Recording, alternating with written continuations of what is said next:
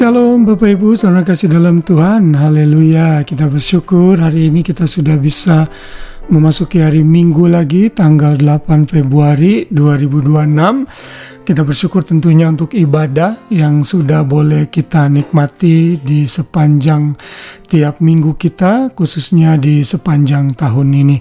Saya berharap saudara tidak miss ibadah di setiap minggunya, karena kita tahu ibadah itu sangat penting di dalam kehidupan kita untuk kita bisa berfellowship, menguatkan satu dengan yang lain, dan tentunya juga untuk saling melayani satu dengan yang lain. Dan hari ini terus kita masih belajar mengenai providensi Tuhan dalam kehidupan bangsa Israel, yaitu dalam hal Israel memasuki tanah Kanaan.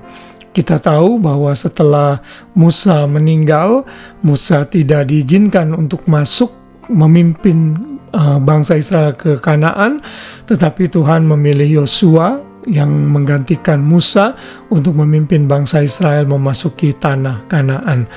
Dan di dalam Yosua 1 ayat 6, Tuhan memberikan kata-kata penghiburan atau penguatan untuk Yosua sehingga ia sanggup untuk memimpin bangsa yang besar ini memasuki tanah Kanaan. Di sana dikatakan, kuatkan dan teguhkanlah hatimu, sebab engkaulah yang akan memimpin bangsa ini memiliki negeri yang kujanjikan dengan bersumpah kepada nenek moyang mereka untuk diberikan kepada mereka. Jadi Yosua lah yang diperintahkan Tuhan untuk memimpin bangsa Israel memasuki tanah Kanaan. Dan untuk memimpin bangsa yang besar serta tegar tengkuk dan seringkali tidak taat itu sangat tidak mudah. Karena itulah Tuhan memberikan nasihat kepada Yosua untuk tetap menguatkan hatinya dan meneguhkan hatinya, sehingga Tuhan dan ia bisa mampu memimpin bangsa Israel memasuki tanah Kanaan. Kita tahu melalui providensi Tuhan akhirnya Kanaan berhasil direbut.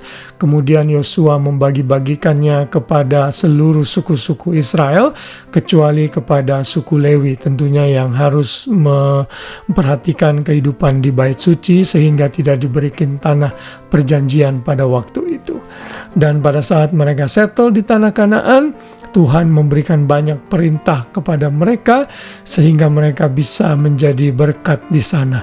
Dan ada satu perintah Tuhan yang mereka sebenarnya harus lakukan tetapi mereka tidak taati, yaitu untuk membasmi seluruh penduduk orang-orang Kanaan yang berbuat jahat di hadapan Tuhan, tetapi malah mereka kawin mawin sehingga mereka mencemarkan diri dengan kudusan bangsa-bangsa lain tersebut. Namun di balik semua itu Tuhan tetap menyatakan tangan kemahakuasaannya atas bangsa Israel sehingga mereka bisa menduduki tanah Kanaan.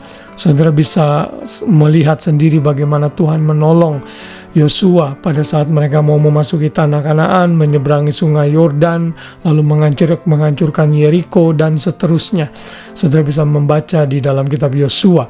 Dan sama seperti Tuhan menyertai Musa, Tuhan juga menyertai Yosua.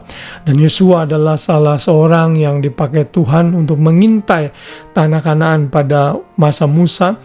Karena itulah ia dan Kaleb yang hanya diizinkan untuk bisa memasuki tanah Kanaan sehingga mereka bisa berdiam di sana dan memiliki tanah perjanjian yang Tuhan janjikan. Saudara, dalam kehidupan bangsa Israel di dalam tanah Kanaan inilah kita terus melihat tangan providensi Tuhan hari demi hari, bulan demi bulan, tahun demi tahun. Kita melihat Tuhan menolong menghancurkan musuh-musuh Israel sehingga mereka bisa memasuki tanah Kanaan. Tuhan juga memberikan mujizat-mujizat kepada Musa lalu dilanjutkan kepada Yosua, bagaimana mereka menang atas musuh-musuh mereka sekalipun jumlah mereka tidak besar. Jadi di dalam kehidupan bangsa Israel memasuki tanah Kanaan, kita bisa kembali melihat providensi Tuhan yang luar biasa, di mana Tuhan merancang segala sesuatunya untuk mendatangkan kebaikan bagi mereka sehingga mereka bisa tiba di tanah Kanaan. Israel terus bisa tumbuh menjadi satu kerajaan dan tentunya akhirnya berhasil melahirkan Mesias yang menjadi juru selamat kita. Saudara, menyadari providensi Tuhan seperti ini dalam kehidupan bangsa Israel yang seringkali tidak taat, Maka saudara dan saya yang hidup di perjanjian baru, di mana saudara menerima kepenuhan kasih karunia Tuhan, bila kita hidup dalam ketaatan, tentunya Tuhan akan menyatakan tangan perlindungannya atas kita. Providensinya tidak akan melukai kita, tapi justru akan membawa kita kepada ketentraman. Kalau Ia Tuhan yang sudah menolong dalam providensinya terhadap bangsa yang tegar tengkuk, masakan Ia meninggalkan kita. Karena itu, apapun yang terjadi dalam hidup kita, jangan undur dari Tuhan. Tetap percaya bahwa segala sesuatu turut bekerja untuk mendatangkan kebaikan bagi kita, yaitu bagi kita orang-orang yang dikasihinya. Puji Tuhan, kiranya renungan malam ini kembali memberkati kita dan semakin memberikan kita dan menambahkan kita pengetahuan akan kemuliaan Kristus, kemuliaan Tuhan di dalam providensinya. Selamat malam dan selamat beristirahat. Tuhan memberkati kita semua. Shalom.